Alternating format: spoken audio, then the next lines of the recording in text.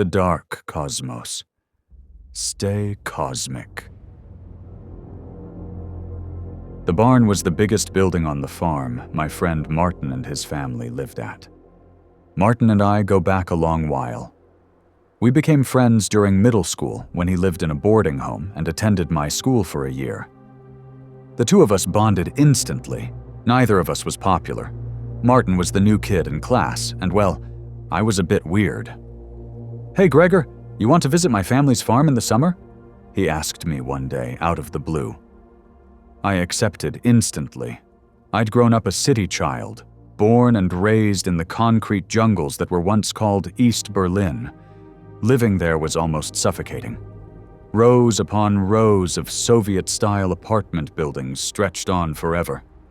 You can imagine how much I relished to get out of there. I'd known he lived on a farm, but I'd thought he was talking about a small farmhouse, maybe a field or two, and a chicken crop.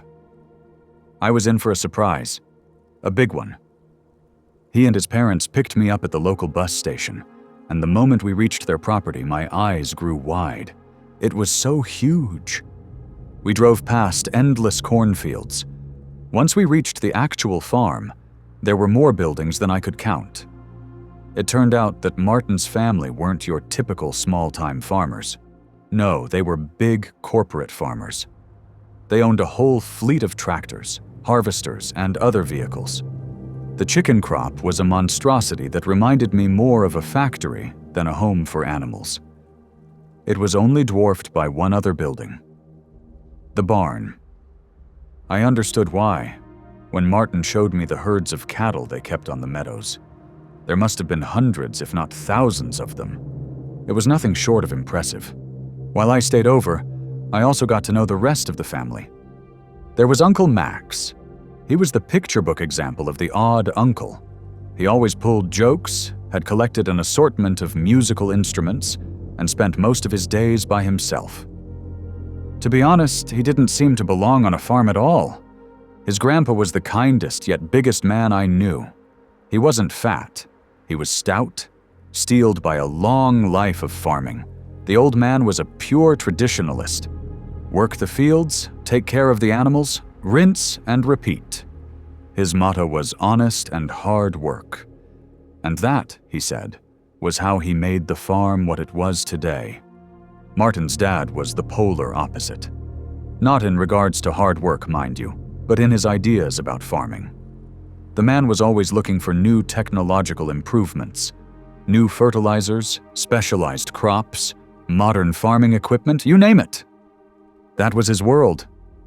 There was always a bit of banter and a few friendly scuffles between the two of them, but it was all in good spirit. During this first visit, Martin and I hung around the farm, explored nearby areas, and played with the animals. When Martin started to attend a different school after a year, we still stayed friends. Each year I'd spent the summer at his farm. As we got older, though, our interests shifted. We didn't spend as much time on the farm. There was a lake nearby where most of the local teenagers met up. There was also a small town, and there were, of course, the girls living there. Coming of age might have dispelled the magic I'd felt as a kid, but there were other reasons to appreciate the area now. Life felt different out here, and it was nice to relax from the constant buzz of the city that I usually had to endure. At times, I also did a bit of work at the farm. His dad was pleased to see my honest efforts, and he paid me nicely. That's how I got a bit closer to Martin's dad and learned a bit more about the man. While Uncle Max kept to himself and his grandpa went to bed early, it was his dad that kept us company in the long summer evenings. When I was young, he'd been this hard but boisterous adult. Now he became a sort of mentor to me. Unconsciously, he might have even become a substitute for that father I never had. At times we played cards, and once Martin and I were old enough, the three of us shared the occasional beer together. There were those few, rare evenings when Martin's dad told us a few of the lessons he'd learned during his life. Success doesn't happen overnight. 9 to 5 won't make you rich. The smartest one takes it all, and similar tales. To be honest, I was thankful, but I wasn't interested. most of his advice as forgotten as soon as I went to bed. There's one night, though, that I'll never forget. It was during my summer vacation 5 years ago. As I arrived that year, there was some bad news waiting for me. During the last winter, Martin's grandpa had died. It had been a terrible accident due to overwork, they told me. Soon after that, Uncle Max left the farm and went away to find his luck elsewhere. The man had always been a free spirit, and he took his father's death as an invitation to start a new life. I was utterly devastated by the news, and it took me almost the first week of the vacation to get over the whole thing. Not that the world was okay afterward, it wasn't, but I came to terms with it, you could say. One evening, near the end of the vacation, Martin, his dad, and I sat together and had a few beers. His dad told us yet another one of his many lessons about who deserved success and who doesn't. A key point, he said, was the willingness to work much harder than others. "Oh, that's why you deserve it, and Uncle Max doesn't, right?" His dad was quiet in an instant and turned to him. His face had turned from a gentle, slightly tipsy expression to a hard and serious one.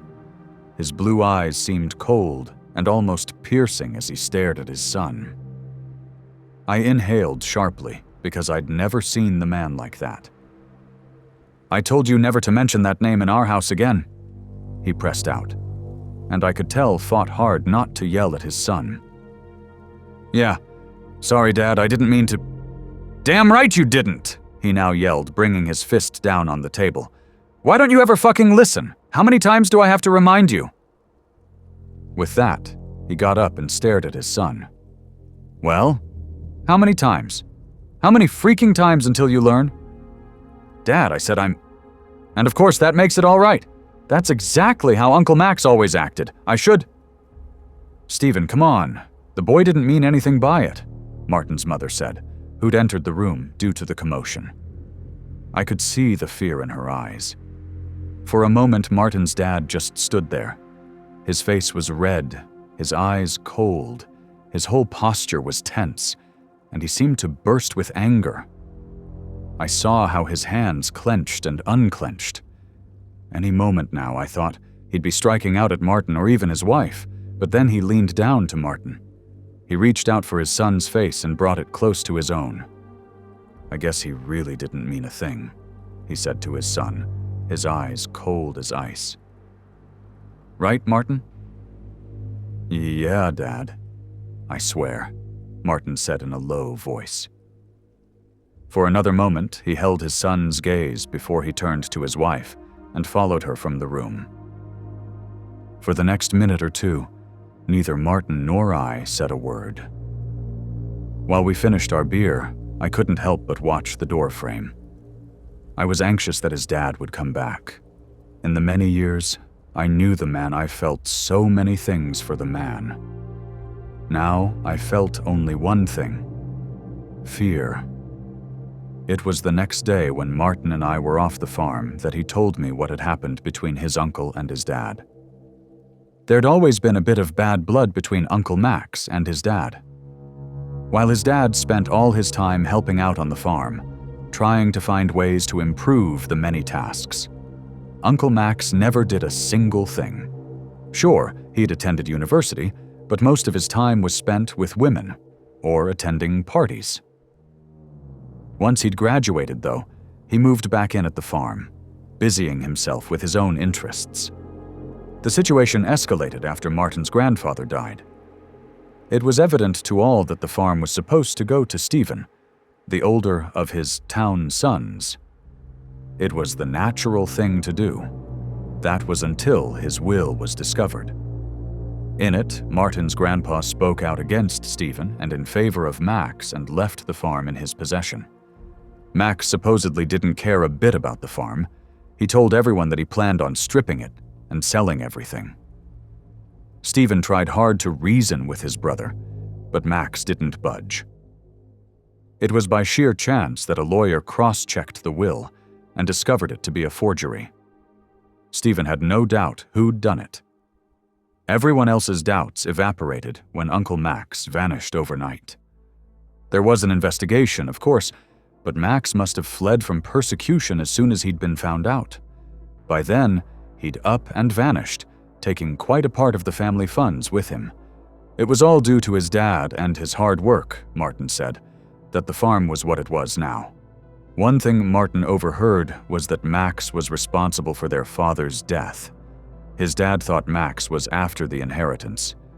He wanted to use it to pay off his many debts and to continue his lavish lifestyle. I couldn't believe what I was hearing. This sounded like the plot from a movie. Wasn't this real life? Family feuds, intrigues, forged documents? I couldn't believe it. I'd thought they'd all been a happy family. Thinking back to Uncle Max and the way he'd acted around us. After he'd ended the story, Martin told me to never mention Uncle Max, especially not in front of his dad. It was best to pretend that Uncle Max was dead as well, or better, had never existed at all. Thinking back to how his dad had acted, I did my best to heed the advice. It was about 3 years later that I graduated from school and moved on to university. During my time there, I'd only ever visited Martin and his family once. After the New Year's, though, my workload went down considerably. Project work was almost finished, and I only had about a handful of lectures to attend. I decided that a few days or a week of absence wouldn't be too big a deal. So the next time I was on a call with Martin, I asked him how everything was at the farm, and if I could visit them. He was quite surprised to hear from me, but he said their doors were always open to me. I was pretty much family, he said. It was half a week later that I was on the same bus as so many times before. Martin waited for me at the station, and as we drove to the farm, he told me what I'd missed.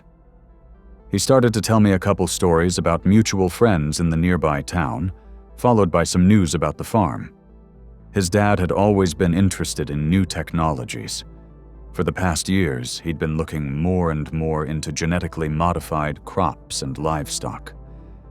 He'd started to invest heavily in both fields, Martin said.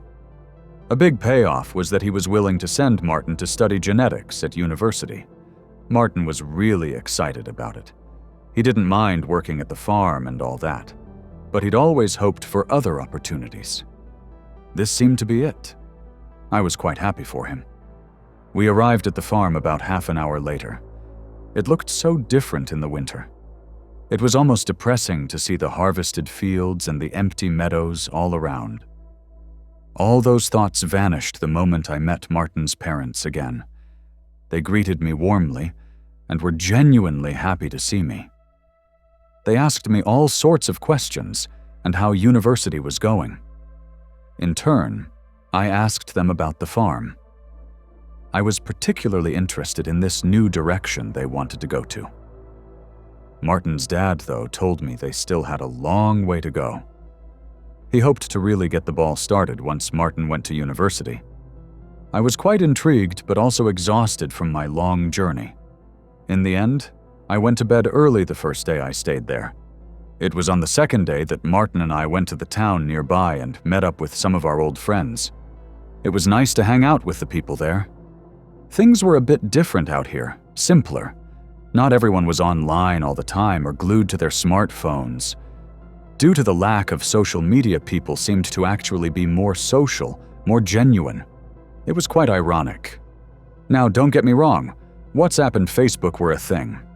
Out here, though, they didn't replace regular interaction to the degree they did in the big cities. We had a few drinks at a friend's place and returned home in the evening. I was surprised to see Martin's dad waiting for us. I lit a cigarette and walked up to the farm building. "Let's get inside, boys. It's quite late and the nights out here are cold," he said, and held the door open for us. I smiled and took another puff of my cigarette. "I'll just finish my smoke," I said, but I could feel the eyes of the man resting on me. For a moment, they seemed as cold as I remembered them from 5 years ago. They were gone right away, but I still couldn't help but shiver. I hastily put out the cigarette and went inside. Martin's dad invited us to play cards together like in the old days. It was fun. I was a bit buzzed, but not really drunk. While we were playing, his dad once more started to talk about life. His topic of choice that night was risk-taking. You can't be afraid, boys. At times you've got to take a risk and see what happens. Every great man in history was once at a point in life where he could decide to either stick to a normal, boring, and safe life, or go down a riskier path. Sure, not everyone makes it, but even the try should be well worth the risk. While he talked, I was more absorbed with my cards and tried to figure out how to play the next round. I only half listened to him. It was more of the same old talk again. There might very well be times, boys, when you'll have to make tough decisions, even things you aren't too proud of, but that's just how things are. When I looked up, I saw a reminiscing look wash over his face. It was quickly replaced by a bright smile. But well, it wouldn't be exciting otherwise, would it? Martin didn't say a word, and I only nodded. Well, I guess this old man here's boring you. Let's keep playing the game then. We continued the game for another couple rounds before we called it a night. I don't know why, but I couldn't fall asleep. I lay in bed, staring at the ceiling. Guess it's going to be one of those nights, I thought. It was a couple minutes later that I put on my clothes and decided to go out for another smoke. I tiptoed through the house and went out via the back door. I sat down on the bench on the back porch and lit a cigarette. I watched as the smoke rose into the air. The sky above was marvelous. The stars were so bright. In the city, you weren't able to see them most nights, but out here, it was as if the sky was ablaze. The night was gentle. It wasn't too cold for a February night. I decided to have a walk around the farmstead while I finished my cigarette. It felt so nice. The air was fresh and clean, and there were no sounds. It was only me and the sounds of my footsteps. I'd been out for almost half an hour and had lit another cigarette when my steps led me to the barn. The building had always been vast and impressive, but at night, it seemed almost eerie.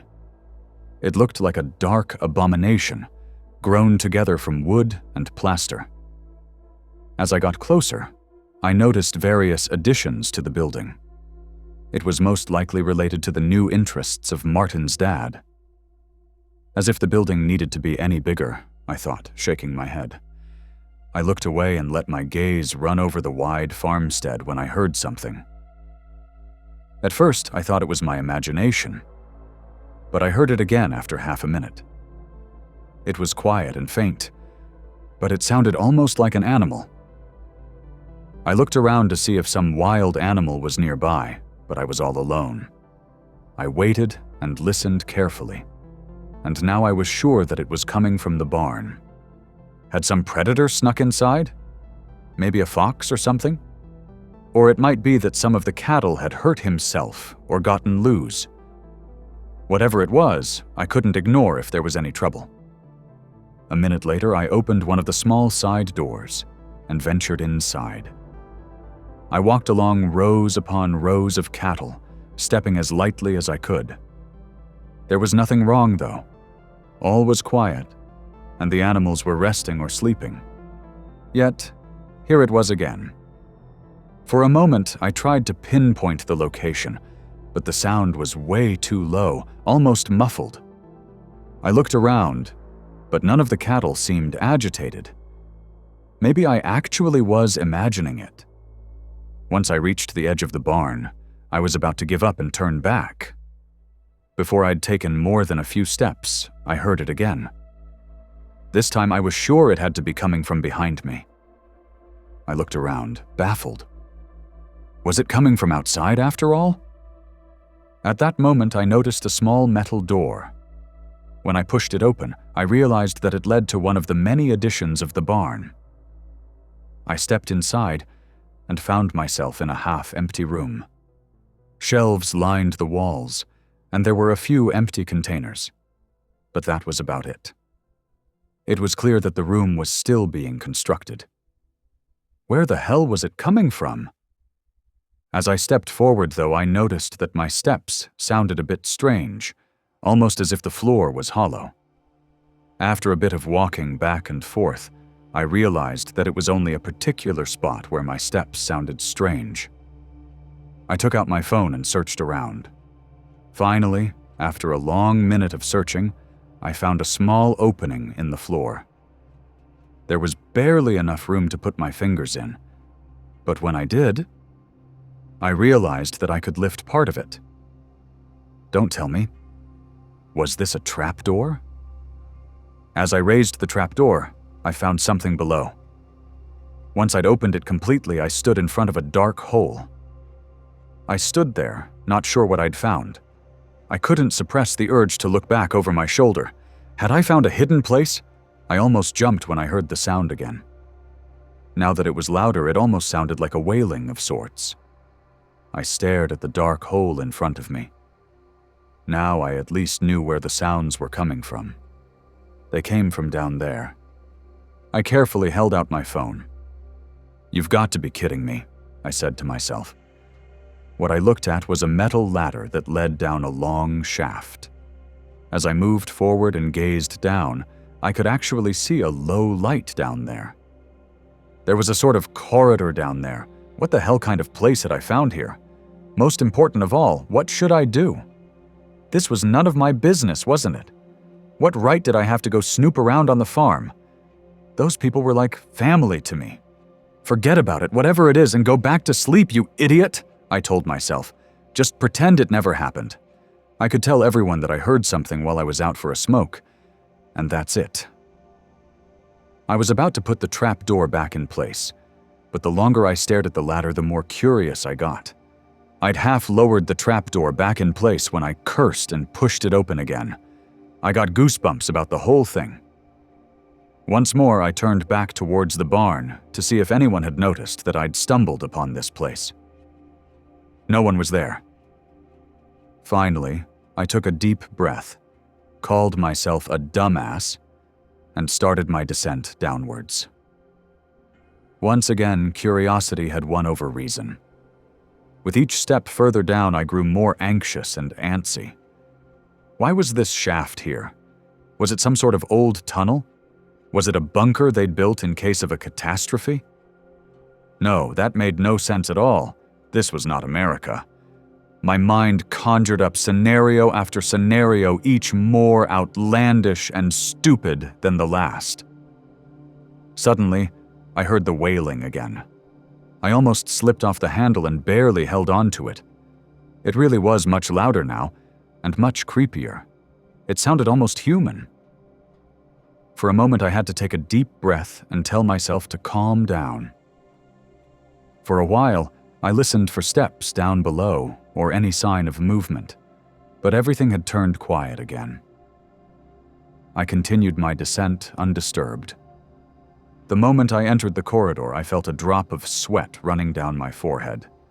I quickly looked to my left and right, hand still on the ladder. There was no one down here. No hurt person, no animal, and no other creatures.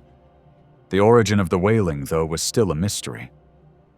The first thing I noticed was the many dim lights on the ceiling. That must have been what I saw from above. I took one step down the corridor and was surprised, almost shocked at how loud they were. It was as if they were reverberating between the walls, being amplified. For a moment, I froze.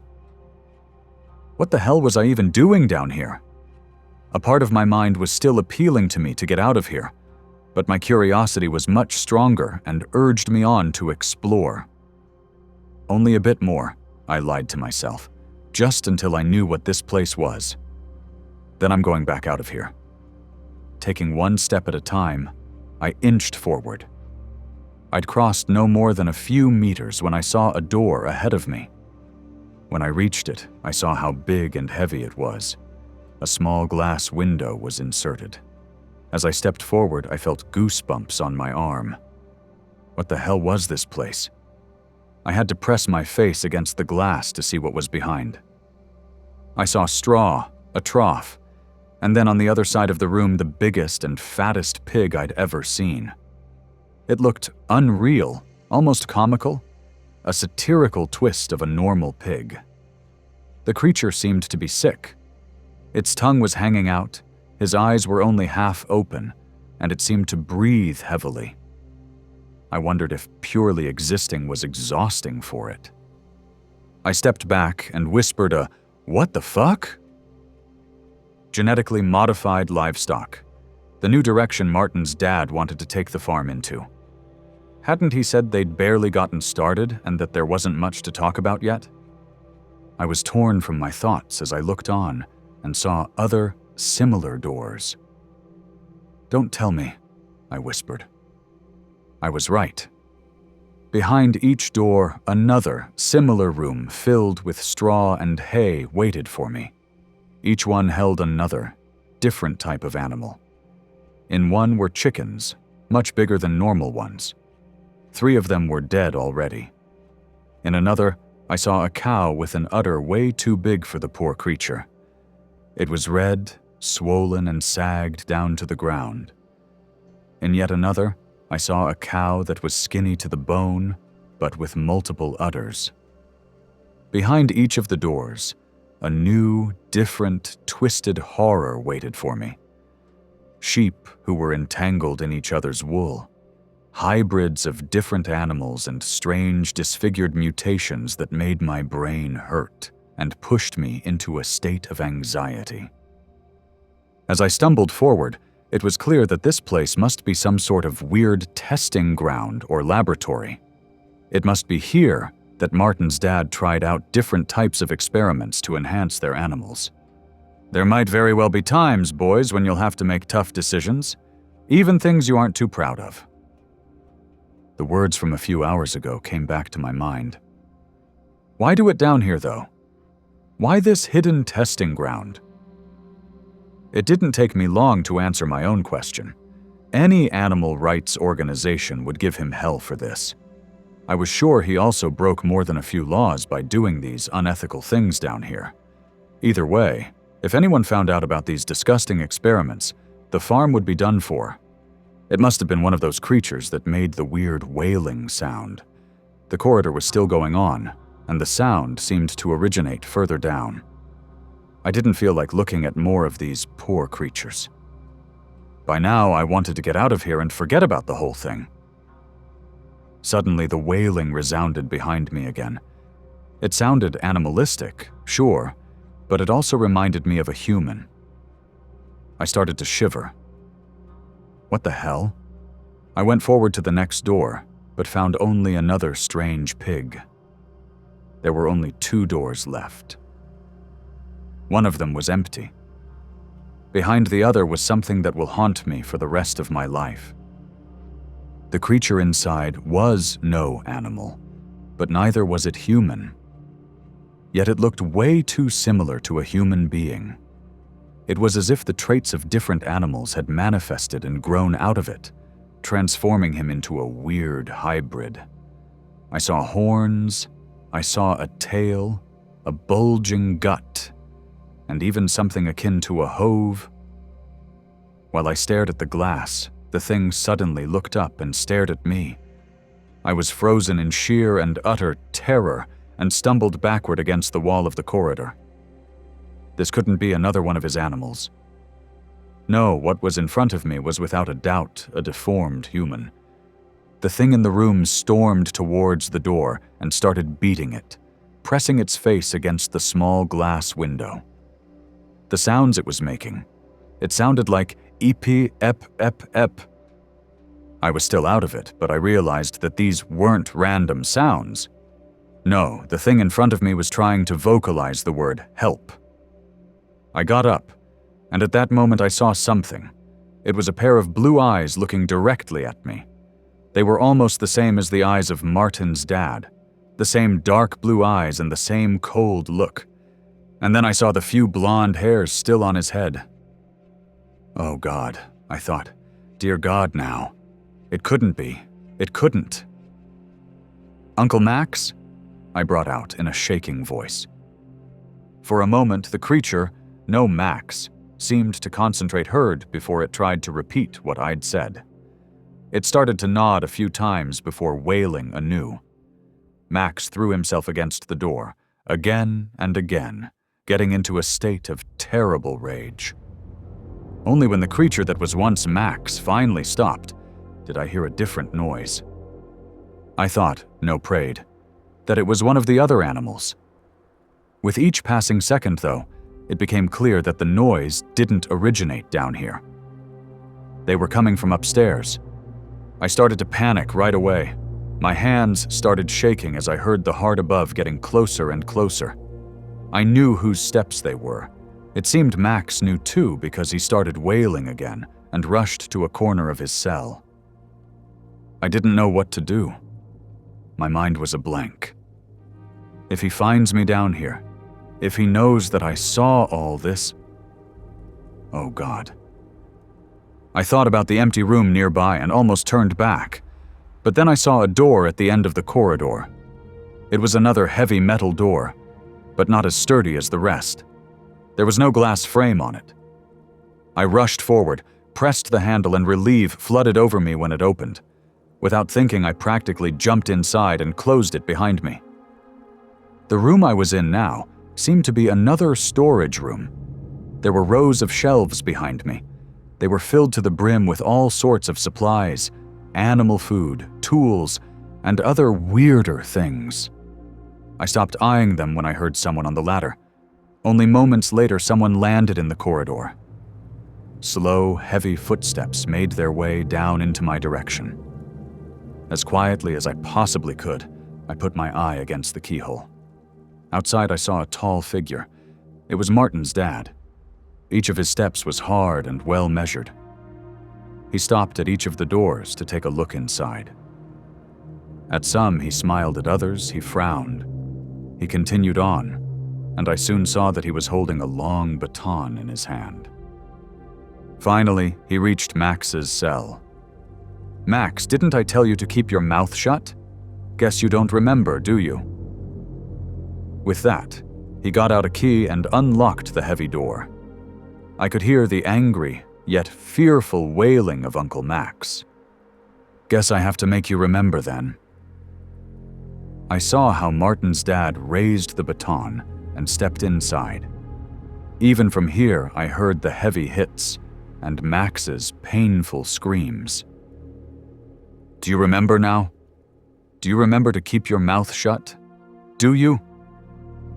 Once more, I heard the animalistic wailing of Max before it turned to quiet sobs. Well, isn't that something? You actually can listen. I wonder for how long, though, the way you're now. The sobs continued. "Oh, come on now, Max. You brought this all upon yourself. With Dad, things were so easy. It was no problem at all to get rid of the old man, yet you had to insist on your part of the inheritance. Why did you have to give me all this trouble? You should have just left, but instead, you had to go against me. You deserve to suffer like this, Max. You deserve it all." Another hit. "You deserve to be locked up back then, and you deserve to be used like this now. At least you can do something for the farm now." There was a short laugh before he took a deep breath. Now, where was I, brother? Oh yes, there's something I wanted to ask you." And then he said something that made my blood run cold. "Where's the boy?" This time Max stayed quiet. "I know he's down here, Max, and I know you saw him." Nothing again. Once more I heard the sound of the heavy hits. "You know what happens if you oppose me, Max. I know he's down here. Where? Did he go? Or are you too retarded by now to understand me? Well, what's it going to be, Max?" I heard yet another hit, and finally Max's animalistic voice. "Ut, ut, ut, ut, ut," I heard him say, followed by ep, ep, ep, ep. For a moment, Martin's dad was quiet. "Out? Help?" he asked, with more than a bit of sarcasm in his voice. "So he went out to get help?" Martin's dad continued. Then he started beating down at his brother once more before he finally closed the door. "Oh, Gregor, why did you have to come down here? Such a shame. I really liked the boy." I felt my blood run cold as I heard my name. The way he was talking now, the way he was moving, it was as if he was a completely different person. He wasn't the friendly, mentor-like man I knew. Now he was plain evil. For a moment he turned towards the door at the end of the corridor, and I could see his cold and hard blue eyes again. My blood was ice in my veins, and I didn't dare to even blink. In my mind, I already saw him move towards me, ripping the door open and beating me to death with the baton like a crazed god of wrath. Finally, though, he turned around and made his way back towards the ladder. I heard how he made his way back up, and how he closed off the trapdoor. After that, I heard him walk through the barn before everything was quiet again. I waited behind this door for almost an hour before I dared to move again. I sneaked towards the ladder and climbed up, only to find what I'd already anticipated, no way to open the trap door. I tried to push it open with all my might, but it won't budge. There's probably some sort of mechanism that keeps it locked from outside. I was without a doubt trapped. I explored the rest of the underground area. There isn't much else around. Only more rooms that held more twisted creatures, and another storage room, but that was about it. I also found 2 more sturdy metal doors that might lead elsewhere, but there seems to be no way to open them. I tried communicating with Uncle Max multiple times, but he's out cold. There's no way for me to even open the door to his cell. I tried everything, but nothing works. I searched through the storage rooms but didn't find anything that might help me escape. The only thing useful was some of the tools. They weren't much good when I tried to open any of the doors. What they might be good enough for, though, is to knock out a person. I don't know what else to do. It's only a matter of time until he realizes that I'm still down here.